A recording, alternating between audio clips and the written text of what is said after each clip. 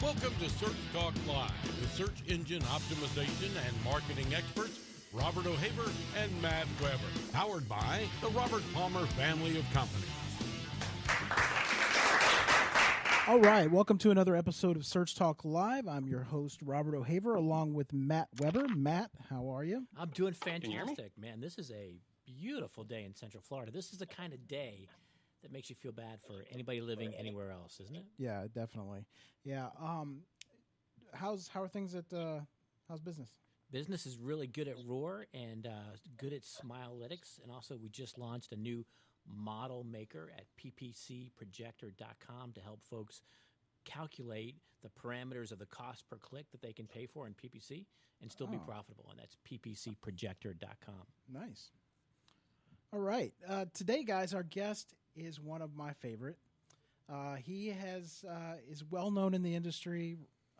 He's the founder of, or co-founder of Sparkturo, and was the co-founder of, or still is the co-founder of Moz and Inbound.org.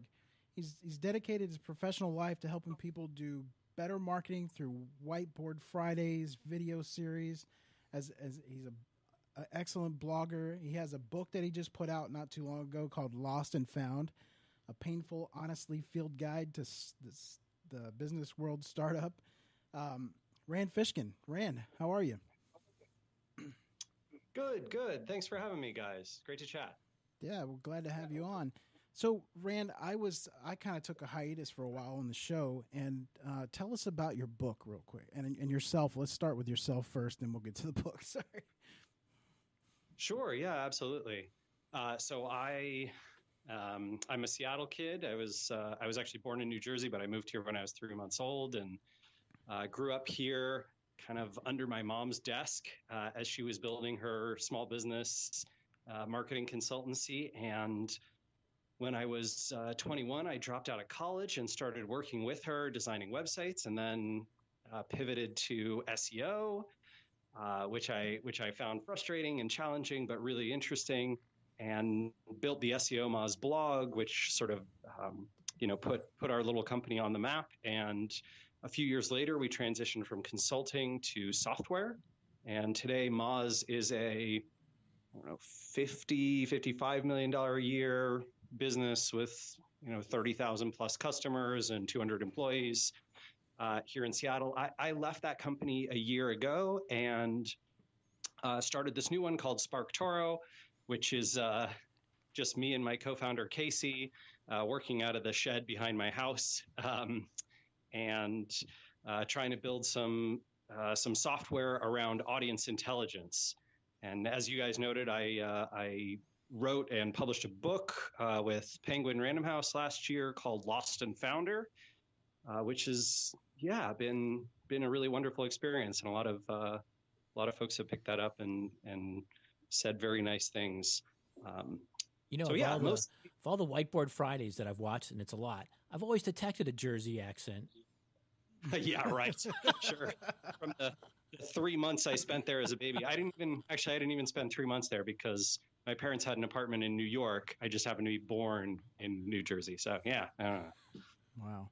So I actually purchased your book about a month ago. I haven't got a chance to read it yet, but I'm really looking forward to it because I was talking to you the whole time you were writing it and kind of going through the whole thing with you, but super excited to read it. Well, tell us a little bit more about Sparkturo and what's its mission. Yeah. Sure, absolutely. So Sparkturo is, outside of the search marketing space, it's really designed to help solve a problem that I kept encountering over and over as I was helping businesses with their marketing strategy. And that is, I think a part of customer research and market research is discovering or attempting to discover to where and to what your audience pays attention. And I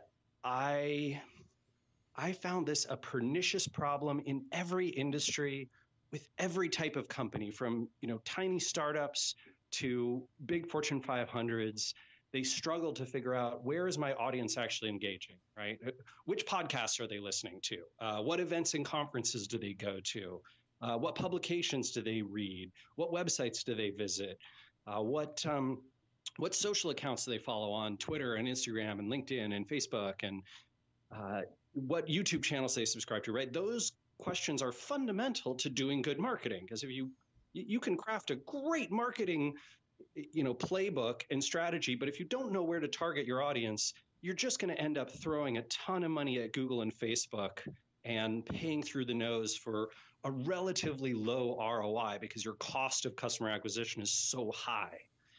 And to help with this problem, we thought, gosh, in the age of social media and websites, people are putting out publicly the information that marketers want. They are telling you exactly what they're paying attention to and who they're following and what they're listening to and reading and watching and subscribing to. But the manual process of doing that research is just overwhelming. And so SparkToro exists to aggregate that data together so that, if the three of us are starting a new company and we want to figure out where are architects in Los Angeles paying attention, we can just search for architects, filter, Los Angeles. Okay, they listen to these 3 podcasts. They go to these 4 events. They subscribe to these 6 YouTube channels. They, pay attention to these accounts on Twitter. I think that data should be at our fingertips, and that's what we're hoping to provide. That is amazing. Will there be enough of a concentration for many different industry types and business types to be able to find that bell curve of media that their consumer hangs around? This is an excellent question. I think we should put it to the test. I have a little alpha version up on my desktop that I'm in front of right now. So how about you guys give me an audience, right? So we're super fond of plumbers here on Search Talk Live. Plumbers. All right. Excellent. Describe themselves as plumbers. Let's see how many people I have who are plumbers. I have 636 sources who describe themselves as plumbers in our database. So this is across the web and social, right? We combine those profiles together. We aggregate them, and then we throw away all the personally identifiable information because we don't want that. And yeah, here you go. So then you can geo-target that as well? I can, yeah. So let's go location. Let's just do the USA. And these are people who publish content that your system has identified as publishing content related to plumbing, or? No. Nope. So just to be clear, these are people who identify themselves as plumbers. So like, I'm a plumber with a public Facebook page. I'm a plumber with a public Twitter account. I'm a plumber with a public website. I'm a plumber with a public YouTube account. So these are not the sources of influence. These are the audience themselves. These are actual plumbers. Okay. Wow, right? That is a huge hole you're filling there, because for competitive analysis, you can see what they're doing in their social media profiles. So if I want to reach plumbers, I can zero in through SparkToro and find them. Right. So what we're not doing, we are not trying to say, here is a list of plumbers. We are instead saying, here's an aggregate of thousands of plumbers, and here's what they collectively pay attention to, read, watch, listen to. So, for example, 13 of those 36,000 plumbers, 1,354 in our database have specifically been identified as being in the United States. So there's a lot with no geographic association, which is not surprising, but we actually have a ton of plumbers in the UK for some reason too. But these 1,354 sources, 19% of them who are on Twitter follow this account. What is that account? Best_plumbers on Twitter. Wow. Surprising. I mean, I'm not shocked. Wow. I feel like I'm watching a moon landing almost. This is like a ton of these. And, there's a lot of them follow Gas Safe Register, Installer Magazine, Andy Cam, Viva Sanitary, Kohler. Kohler's no surprise, right? Big brand. Plumbing and Mechanical, which is pmmag.com. So, I have a full list of kind of like, I can scroll for forever, right? There's hundreds of these accounts that are followed by what I think our limit is 2% or greater of plumbers. But, for example, a lot of them are very into sports. And so I'm seeing a bunch of data in the websites, like barstoolsports.com is popular with plumbers. So this is taking the Google interest category in Google Ads to a whole nother level. Yeah, I mean, I think, the Google's data is based on advertising, right? That is not what our data is based on. Our data is basically like, what do they link to, share, follow, tweet about, engage with, reply to on the social web and the website web. Wow. Gotcha. Absolutely revolutionary. Oh, thanks. Well, I hope so. I mean, yeah, there's definitely some interesting stuff in here. There's a surprising number of financial and real estate podcasts that come up with plumbers. For example, Moneyball Medicine, which is a podcast with who's that? Harry Glorkian. Apparently, yeah, popular with plumbers. There you go. If you want to advertise on a podcast, that should be the one to reach plumbers. They're a deep group, that's for sure. That is. Sure. Yeah. So can you spell out the website for everybody listening? Oh, sorry, it doesn't exist yet. Oh. This is an alpha tool that Casey and I have access to. It is not publicly available yet. It will be. I mean, at sparktoro.com, you can go and sort of sign up for the beta, but you can't buy it or get access to this. This is test data that is based on a small sample set, or a sample set that we are still building and collecting and refining. So we have probably another, I'm going to say 2 to 4 months to go before we have something publicly available. We're kind of hoping to do a private beta in about 6 weeks. Nice. Yeah. That's great. So it takes a lot of the experimentation away from finding your ideal audience. Yeah, I think that, what we found is that a ton of marketers would do this, like this audience research, where they would ask things like, hey, audience plumbers, for example, let's survey 100 plumbers who we think are our target audience, and let's ask them what they listen to and watch. And they would come back and say like, oh yeah, I watch, I don't know, the NFL. I watch, the NBA finals. I watch whatever it is, right? And sometimes that data is good. Sometimes it's decent, but unfortunately there's a lot of bias, right? Because people are not great about saying yes. Oh, right. I subscribe to this YouTube channel. I forgot about that. Or, oh yeah, I do listen to a podcast. I just, I kind of forgot about that one. Or, oh yeah, I do follow these accounts on social. There you go. That's, our job. I think what we can do better than sort of survey data is to show actual information. Now, that might not always be an exact replacement for survey data, but I think it can be a really strong addition. Yeah, it sounds amazing. So we just got like the movie trailer of. We did, right? Yeah. Yeah, that's right. So SparkToro game comes out in 2 weeks. Don't download it, off of torrent site, please. Yeah. So let's dig into it now. One of the things you sent me that we could talk about, I thought was really interesting. Google's increasing use of zero-click searches and the cannibalization of publisher traffic to feed their bottom line. So I want to talk a little bit about that. Yeah, I mean, it sounds terrifying and awful and evil and very Google-like. Can you elaborate on what exactly what you're talking about there for listeners?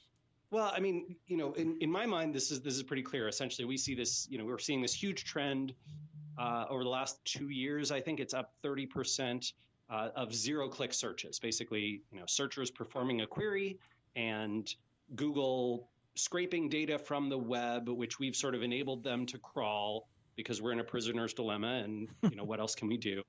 And they use their monopoly power and leverage to make sure that they are able to provide an answer without any attribution and without anyone getting a click or drawing any traffic. And so for publishers, they're caught between, a rock in a hard place, because not letting Google crawl your site means that you lose out on, still the web's largest traffic driving source by 10x, right? Mm-hmm. Facebook's number 2 at like 6%, and Google's number 1 at like 60%.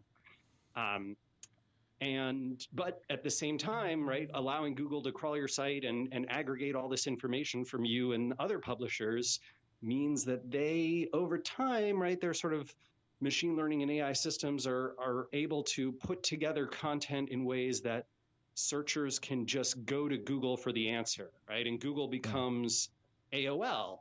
They're just this walled garden where you never have to leave. And of course, that is their motivation, right? They need to find growth opportunities, revenue opportunities to meet their, the demands of Wall Street. And so the population, the internet population of the developed world is not growing, right? It's essentially relatively static. It's plateaued. And so Google needs more dollars, and that means extracting it from, by competing with historically the people who they served, right? The publishers and websites. Simplify this. You're saying that we're facing a world where the search engine results page is going to become the de facto website for a lot of companies and publishers. Is that correct? I think that is one aspect of it.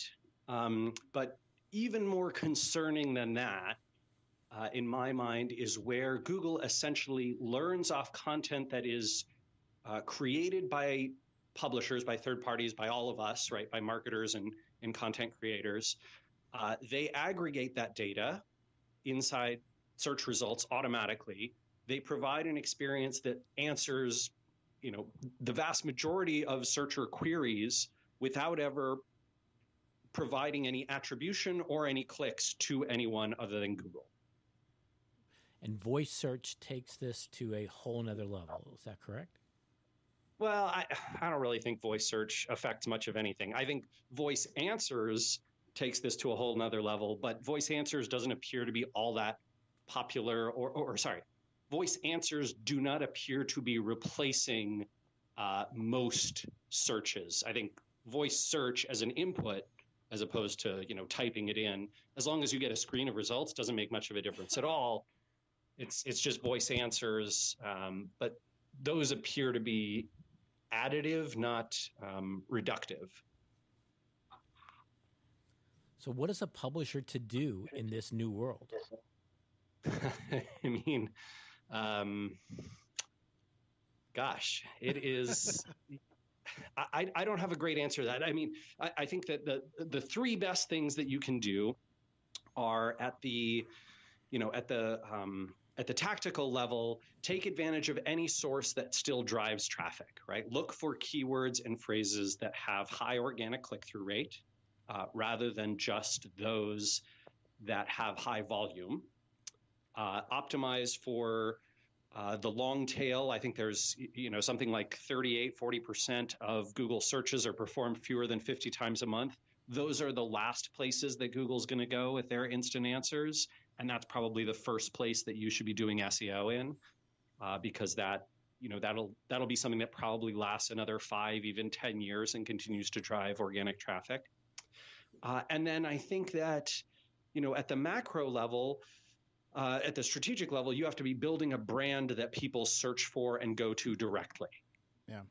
Right. So as opposed to, I'm gonna rank number 1 for lighting design Los Angeles.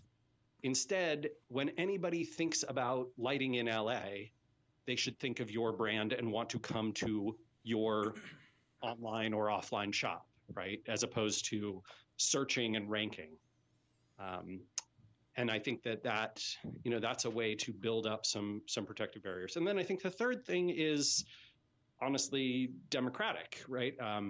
You have to decide whether this is an important enough issue that you should be urging, politicians and regulators in your country, in your region, to be supporting, some type of regulation around this. Because I think that so long as it is an unregulated environment, late-stage capitalism will will absolutely dominate this field, and Google will become Google and Facebook and the other big tech companies will become even more dominant, even more domineering than they are today. And if that's something that excites you, great, status quo it is. And if that's something that you don't like, you should consider supporting or funding or lobbying, your politicians, whomever those might be, to take a stance against it.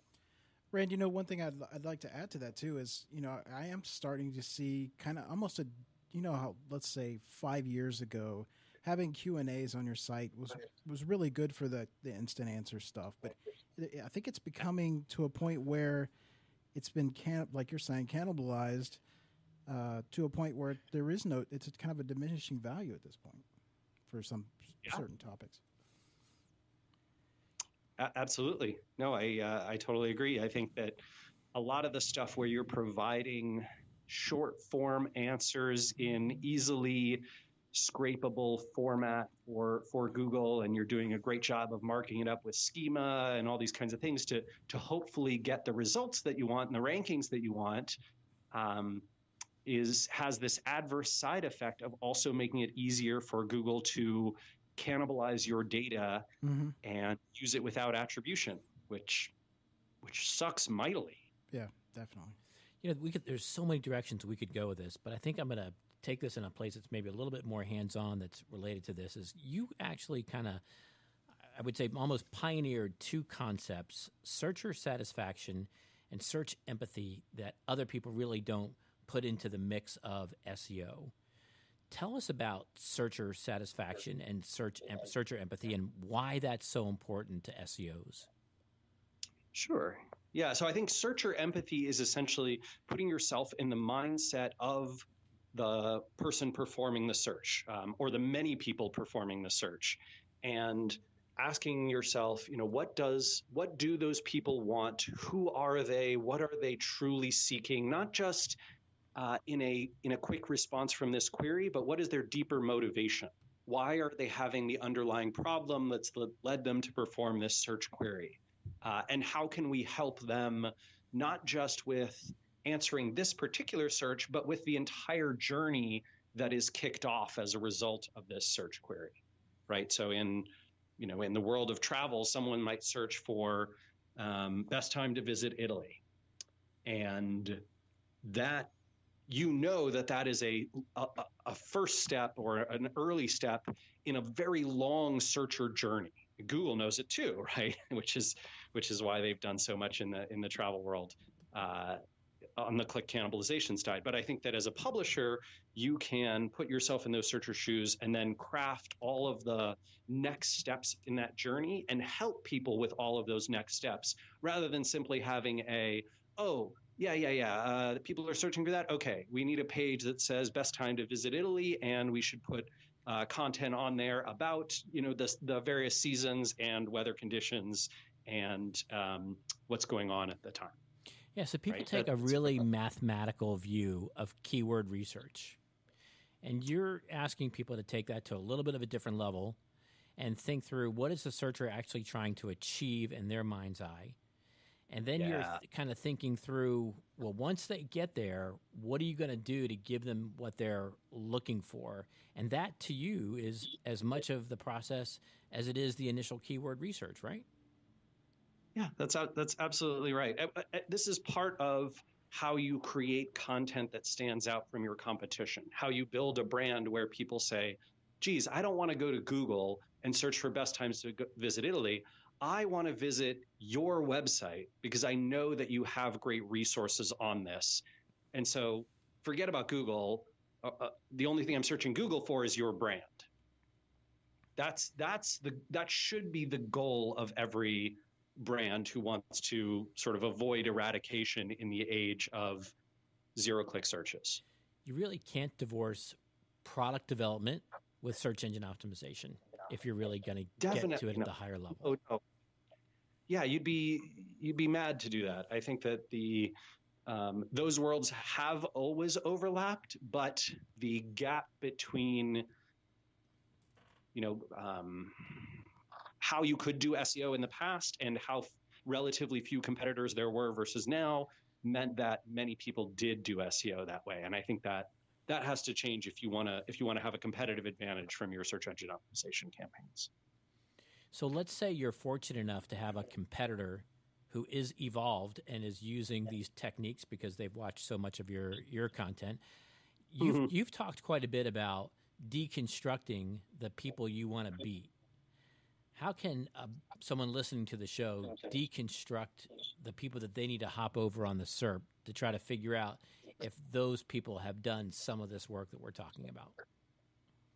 Yeah, absolutely. I mean, I think that a good competitive analysis practice looks not only numerically, but also performs the query, looks at the results, and aggregates all of the answers that folks are providing in those results. So if you look at the publishers who are in the top 10 and you say to yourself, gosh, you know what, there is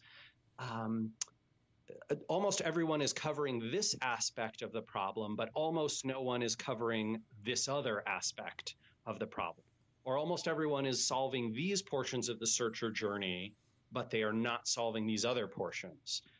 And that's where I think you can find competitive advantages, especially if you can sort of answer the question as you're creating content, who will help amplify this and why?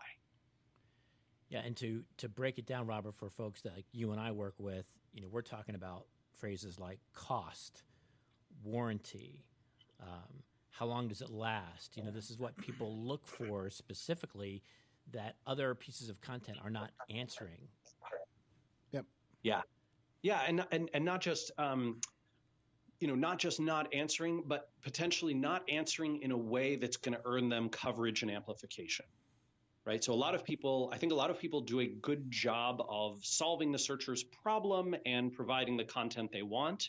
And very few of them think through, how could I productize this in such a way that journalists and bloggers and authors and people who, could link to me will do so.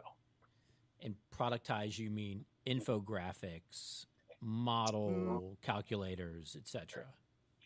Sometimes. Let me give you an example of this because I think that'll help. So, a lot of sites in the hotel space wanted to try and answer the question, which hotel should you stay at in particular city X, right? So they provide like, oh, here you can filter by price and by location and by star rating and by guest rating, and and here's all the pictures of the hotel property.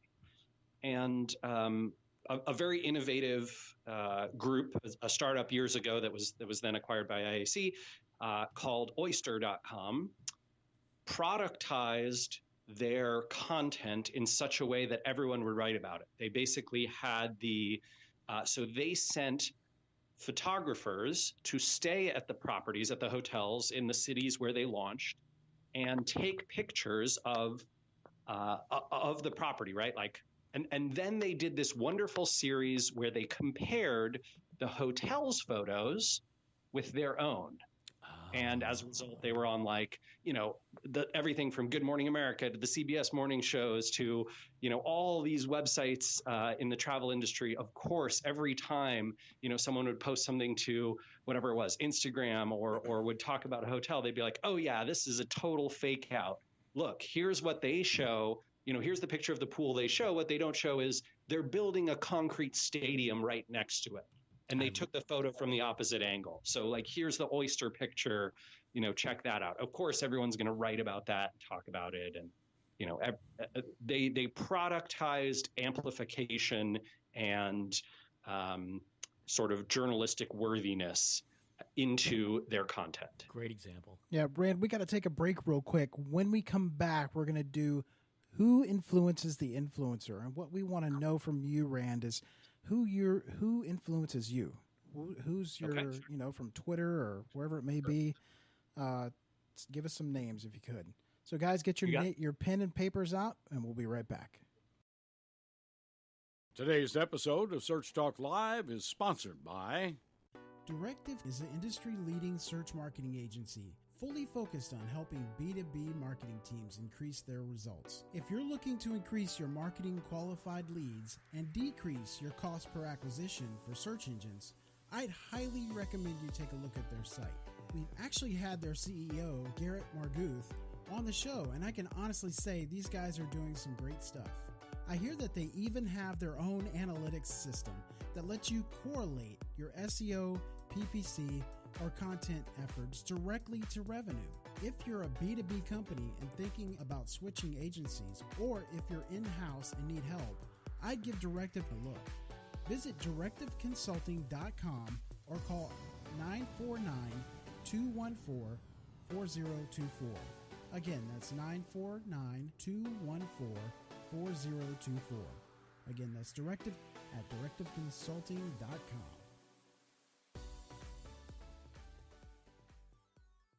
Get your questions in on Twitter. Type hashtag SearchTalkLive and your question. Now back to the show. Sorry, Rand, I didn't mean to cut you off there. We're back. No problem. We're talking with Rand Fishkin, co-founder of Spark Turo. I'm looking forward to that coming out, Rand. So we want to know who influences you. Who do you follow to get your insider information and kind of, the people that influence? And this is going to be great because, by the way, Rand, I'm sure you are one of the answers to like 1 out of 3 people that we ask this question to. Exactly. Oh my gosh, that is incredibly kind. Well, so obviously, I'm moving a little bit out of the world of purely search engine optimization. I'm still doing, still helping out Moz with some Whiteboard Fridays and that kind of stuff. But as I've been trying to broaden my scope in the marketing world, I've been working to pay attention to marketers in other fields. Yeah. And I think that's actually been a fascinating exercise. So, some of the folks in like the PR world, I follow Laura Crimmins on Twitter, who is excellent, shares great stuff. Sarah Evans, PR Sarah Evans, who I think a lot of folks in the PR world are probably very familiar with. Mm-hmm. I've actually been following a few folks in the world of economists and amplifying content on that front, including Dina Pomeranz. Mm-hmm. And she shares extraordinary stuff, sort of, global development stuff, but then also, very local economic stuff in the US and in the world of technology. In the influencer marketing space, I've been following Stephen Davies from the UK, who I think shares some of the most consistently excellent stuff in that world and is not nearly as well followed and amplified as I think he should be. So I check him out. So Twitter is my primary poison of choice when it comes to seeing what people are talking about. I think that's because in the marketing world, Twitter is so wonderfully heavily used. Yeah. And so for any folks who are interested in like, what does Rand pay attention to? I follow very few people on Twitter, 177, and probably, less than half of those tweet every day. So you can look at my following list and basically get a sense of what I'm paying attention to. And then we actually built this free tool product on Spark Turo called Trending. And if you go to sparktoro.com/trending or click on the free tools link, you'll see it. It's basically the 25 pieces of content that are being most shared and talked about on Twitter in a given day by marketers. And so, you'll see a bunch of, here's a bunch of SEO stuff about schema from Yoast. Here's this article from Backlinko about outreach emails. Here's a piece from NBC News about how Zuckerberg used user data to fight his rivals and help his friends, right? And here's an article from Sterling Sky in Canada about local SEO on Google Maps. So it's sort of a breakdown of all these different topics, and it's a great aggregator. Nice. Well, we were talking excitedly during the break that you're back doing the Whiteboard Fridays, and that's been phenomenal. And you've got a series out now that I think you're just about wrapping up. Do you want to summarize what that series is for like the few people that haven't watched it? Sure. Yeah, absolutely. It's called the 1 Hour Guide to SEO. And I basically went back into Moz early this year and and filmed these 6 videos covering everything from technical SEO to keyword research to on-page optimization and sort of SEO strategy, and with the goal of helping provide folks who are new to the practice, right? So if you're at an agency or you're in-house and you've recruited someone to work on SEO with you, or you're trying to train up a junior person in marketing or a developer on like, hey, here's why SEO is important and here's sort of the fundamentals. Some of those folks love to read the Beginner's Guide to SEO, which Moz offers for free as well. Brittany Muller just completed that project, and it is superb. It's 10 times better than like my original version from 15 years ago. And some people would prefer to watch videos. Some people would be like, no, give me like little 10-minute chunks that I can watch on on Moz or on YouTube or whatever. And that is exactly what the beginners, the 1 hour guide to SEO aims to do. Nice. It's a great set of videos, one of the best primers I've seen, frankly. And I want to dive into a couple topics that are explored there. And one of it is back to keywords. And fundamentally, if you don't know the target, the weapon really doesn't matter. But that, with you talk a little bit about latent, and you don't use LSI, but you begin to talk about the semantic relationships between words and how do you not fall into that trap of just repeating the same word over and over again? You explore that. Can you give our listeners some help in that area? Sure. I mean, I think that, the reality is 2 things. One, the exact words and phrases that your customers use to look for the products and services that they want still matters because it's important to them. You want to talk to your audience, to your customers in the way that they talk about things. Right? If they call it, hotel searches, you don't want to have travel destination properties, right? Mm-hmm. You want to call it the thing that your audience calls it. That is still important. It still matters both to Google and to searchers. Your click-through rates will benefit. Your search traffic will benefit. That's important stuff. But Google is also way, way more advanced in their understanding of semantics and language than they were years ago, right? Yeah. So they can puzzle out the fact that when someone asks for, what's up with the weird image on my phone, they know that means this particular kind of fuzzy screen problem, and they can surface results that speak specifically to that. And they can look at, searcher behavior and click-through rates and what has solved the searcher's problems, and they can bring up results that do a good job of that, and they can downrank results that haven't done a good job of it. And so in addition to using the keywords and phrases that your audience is using, you should also be thinking about what are the words and phrases that Google associates with actually solving these searchers' problems.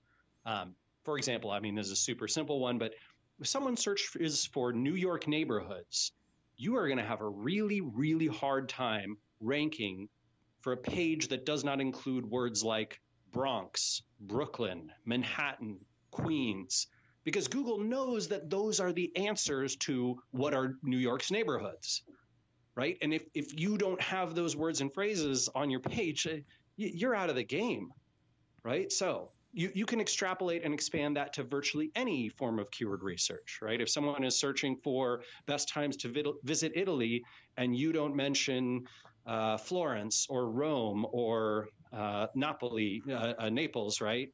Or you don't mention the various regions, right? Perugia or Umbria or, whatever it is, Sicily, you're out of the game, right? You're not talking about the things that will solve people's problems. You don't have the content that shows Google that you can solve that searcher's query. Therefore, Google's not going to include you. Yeah. And, LSI, which is like a very 1990s, maybe even 1980s technology that for some reason got some traction in early SEO conferences and blog posts. I don't think that holds any water. Like, obviously, Google is not using 30-year-old tech to try and figure out which words and phrases you should be including. And you shouldn't either. Like, if you're looking for an LSI generator, you're bad at SEO, right? Like, you haven't taken the time to learn anything since before search engines moved off of library computers to the internet. I'm sorry. You absolutely should be looking for words and phrases that are associated with solving the searcher's problem. And those semantic connections definitely matter. And it's kind of like what we were talking about a couple episodes ago, where I've been seeing really good success with almost like schema markup. I'm using schema markup as well, but like, let's say it's a lawyer in a specific city that does personal injury.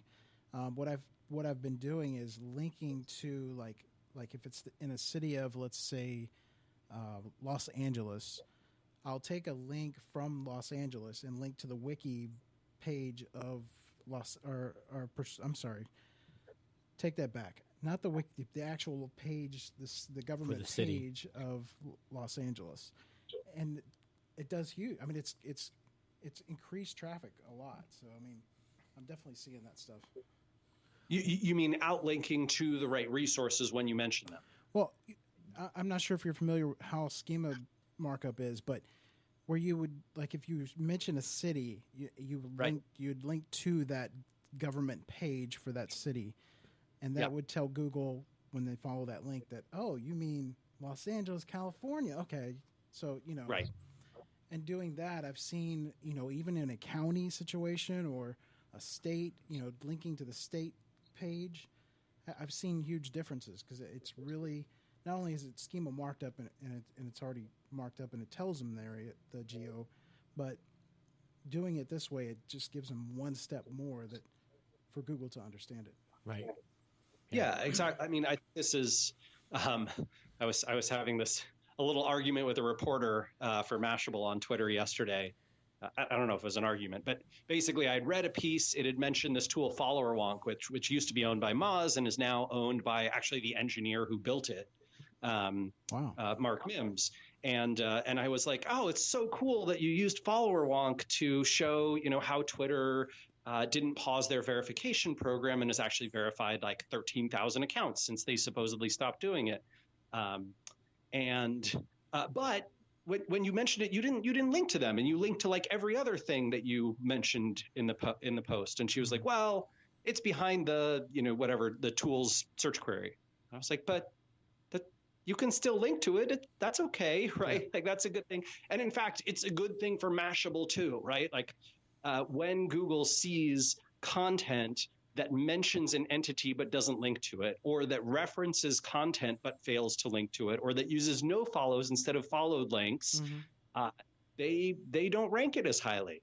And I think that's a really good thing from Google, right? To encourage the web to continue linking. Obviously, they have their own self-interest around that, but I think it's also really positive for the rest of the publishing and internet creating world that if you reference something, you should link to it.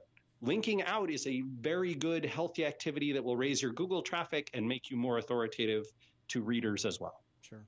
Now, Rand, I've got a question I've been dying to ask you, and this is for the people that are just getting into the SEO industry, especially your local search people. With paid and with your local 3-pack, and I mean your organics now at the middle to the bottom of the page, what would be your advice to SEOs out there that, hey, you're like, I always say this, but you're ranking number 4. What is it? You got 3 ads plus by the time you add in site extensions and exactly. You could be the number 1 listing and be the 17th click on the page. Exactly. Yeah. I mean, I think this is why when you do keyword research, you have to look at organic click-through rate percentage, right? So like those numbers are provided in like, I think Ahrefs has an estimate. I know Moz's Keyword Explorer does. I think SEMrush does, or they're going to, right? And so, when you do your keyword research, you should try and estimate like, oh, most of the clicks are going to the maps or the ads, or are they going to organic? Are they going to images? Are they going to site links? Whatever they're going to, that's where you should be prioritizing your efforts. And if the percentages are too low, go after different keywords, right? Go look for stuff in the long tail. Go look for stuff. I mean, maps is a really interesting one because there are plenty of local searches where this fascinating thing happens where if someone becomes authoritative enough around a particular local query, they will outrank the maps pack. And that, I think that should be kind of the goal, right? Like it's to be I'm so associated with this, term or phrase or whatever it is, right? Like I am the quintessential lumber store in Minneapolis. So when people search lumber stores Minneapolis, I come up, then the maps pack comes up, and I'm in the maps pack too. Mm-hmm. Ta-da! Right? Beautiful. Like that's ideally what you want. That's not always available though. And when it's not, you should think about, I wonder if a lot of people are looking for how to build sheds in the Midwest. Hey, let's do some content marketing there and bring people to the shop through that, as opposed to, and build our brand as opposed to trying to compete for, lumber store Minneapolis. Yeah. I've seen too with the map pack is, people using the keyword instead of their company name. So I'll go in and snipe those and change the name back to frustrating. to the company sometimes name. Works, right? I think there's more bad guys in local search than there are in organic. Yeah. But I mean, you can lose that competition because you go through, change that information to what the company name is, then they go back down in the listing. Sometimes it'll revert though, and we report them, and it's a very slow and cumbersome process to report them. Yeah, this was just some. There was a piece on trending today. I think it was that Sterling Sky.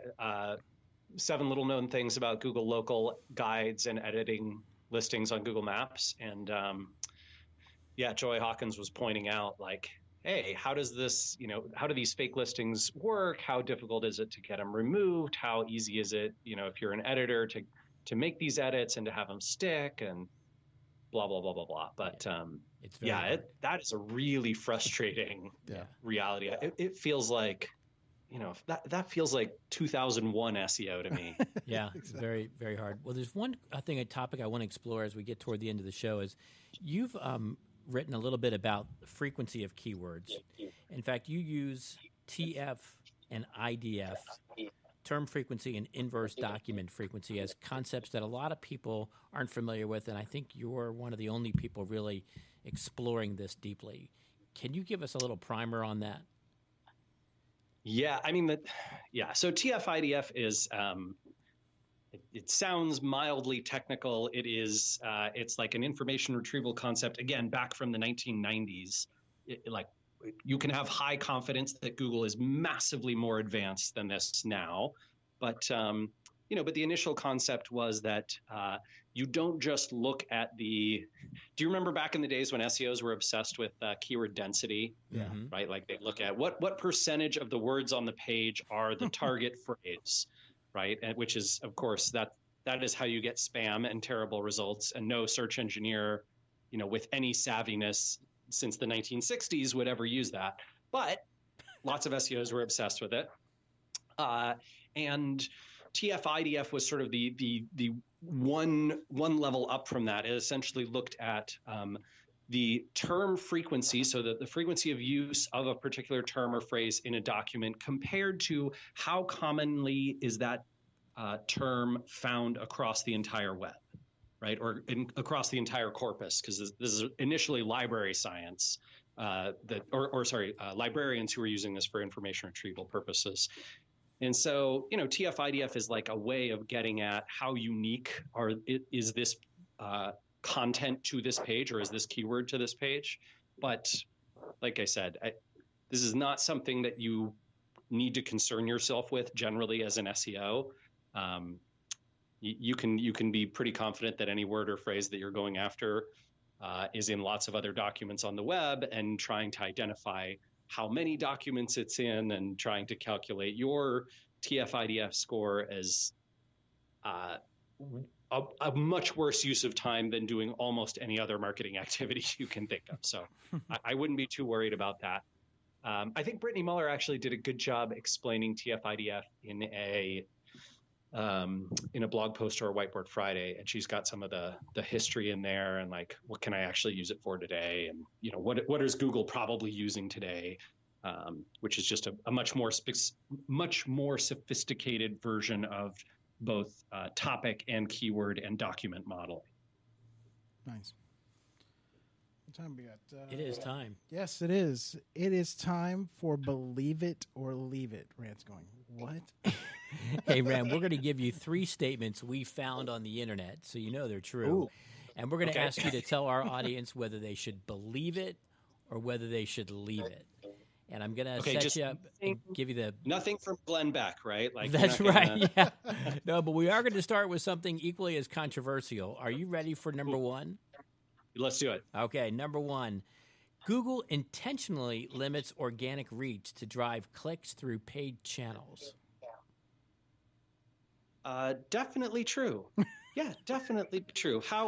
What else do you call putting ads above the fold?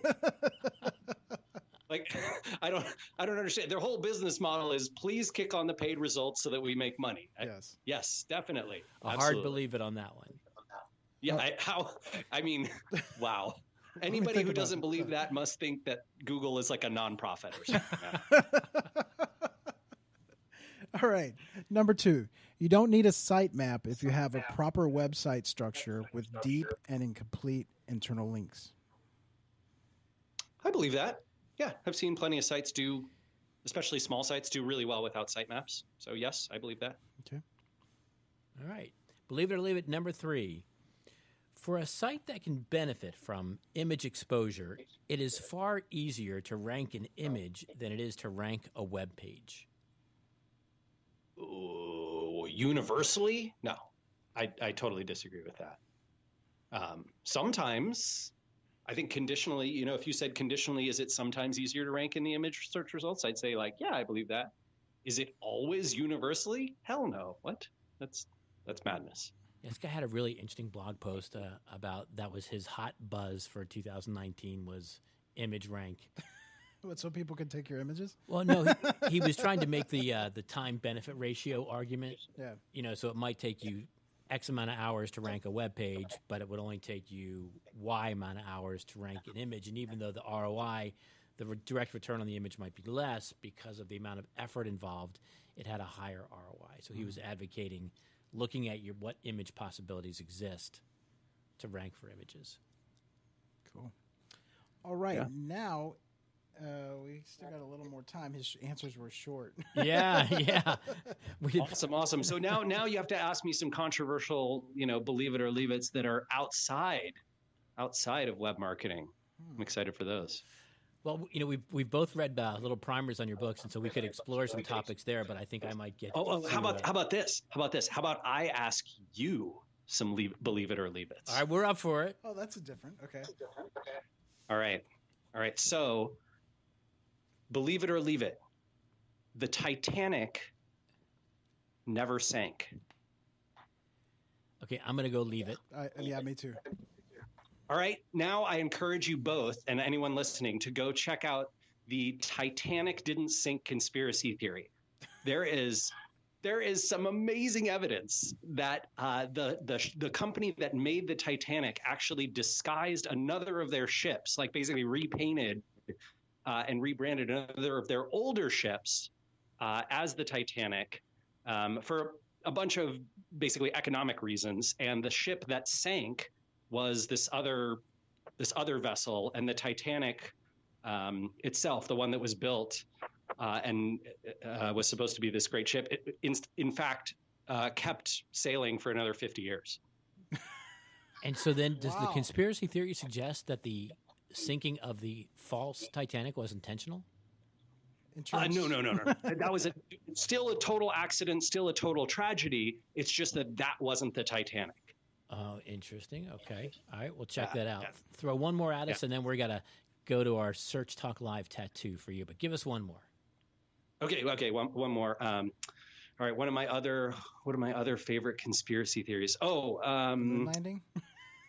Gosh. Yeah, right. Yeah. Because I get punched by astronauts. That seems. No, I think that anytime that one surfaced, I always think to myself, right, that's a really good litmus test for. Let's see. Another conspiracy theory that I like. The October surprise. This is one that I find pretty credible. So this is basically the theory that Ronald Reagan's campaign in 1980 was in contact with the Iranians and managed to convince them not to release the hostages until after he had won the presidency over Jimmy Carter. Thought-provoking. I'm going to say leave it, but thought-provoking on many levels. And I think it's easier to believe now looking through today's lens than it would have been. Yeah, now looking through today's lens, I'm like, dirty politics? No one could possibly. Well, that was super interesting, but I got to say there's probably a ton of people listening to the show right now going, dudes, you've got Rand Fishkin on the show and you're asking him about the Titanic? That was his idea. I know. Let me urge you. I'm telling you guys, I think one of the most enjoyable, like, you're at a dinner party with people that you don't know all that well, asking people like, what's a conspiracy theory that you think might have some legs? Like, you don't have to believe it fully, but what's one that you think might have some legs? You will get fascinating answers. Yeah, and you'll immediately know whether you should be friends with those people or not. Like anyone who says moon landing was faked, you just like slowly back away from the table. Yeah. I advocate replacing the SAT with a national gullibility test. Yeah, but you might kickstart a conversation that will go on forever, All right, Rand, it is time for the Search Talk Live Tattoo, and there's a lot of people looking forward to this, and that's your best, most succinct piece of advice you could give to SEOs listening to the show that is tattooable, because Robert gets all of these as tattoos, and the man's running out of skin. Before you create or publish anything on the web, ask yourself, who will help amplify this and why? And why did you write it in the first place? It's definitely a leg's worth there, but I mean, I think that's, if I had to summarize things that I've read and watched about you, that would be the sentence that I would use for you. It really would. Yeah, I mean, why bother creating something unless there are people who are going to amplify it? Yeah, I think it's wonderful to create useful things, but useful is not enough to stand out from the crowd anymore. So be a purposeful SEO today. And I think some of us are doing SEO and we're kind of going through the motions, right? We've read the articles and we're doing, the 1, 2, 3, step 5, 6, 7s, but we aren't thinking about the big picture that Rand suggests. Why are we writing this? Who's going to amplify it? What value is it going to bring to the searcher? I think we're missing that step as SEOs. Yeah. Well, and I'd be careful about conflating those two things. Value to a searcher is totally different to value to someone who will amplify it. Mm-hmm. Those are not the same audiences, right? A searcher might find great value in your piece, but if no one wants to link to it, right? No one who runs a website is going to link to it. No journalists are going to write about it. No press is going to cover it. No media is going to amplify it. No social, nobody's going to tweet about it and put it on their Facebook page and their LinkedIn page. And then it's not going to perform because someone else will create a resource that is just as good or better that will get amplified. Or hell, they'll create one that's way worse that'll get amplified. Because it's packaged better. Because it is packaged for people who can amplify. Yep. All right, Rand. Well, again, this is what he's been on the most. He's been so on it's the like show the SNL, he gets times. the 5 jacket kind of thing. Yeah, exactly. Yeah. Joining Tom Hanks. You guys have him on a lot, right? Yes, yes. Man, I want to thank you so much for being on the show. If you can hold on the line while we get through the outro, I need to talk to you a little quick. But thanks, everybody, for listening. Come back next week. We're going to talk some schema markup with Martha Van Berkel, and we'll see you next week. Thanks, everyone, for listening. Bye-bye, everyone. Bye-bye.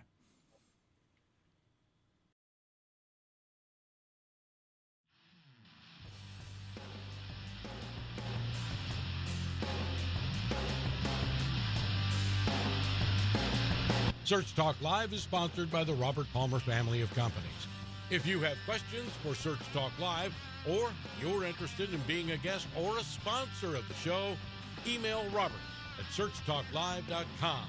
That's searchtalklive.com.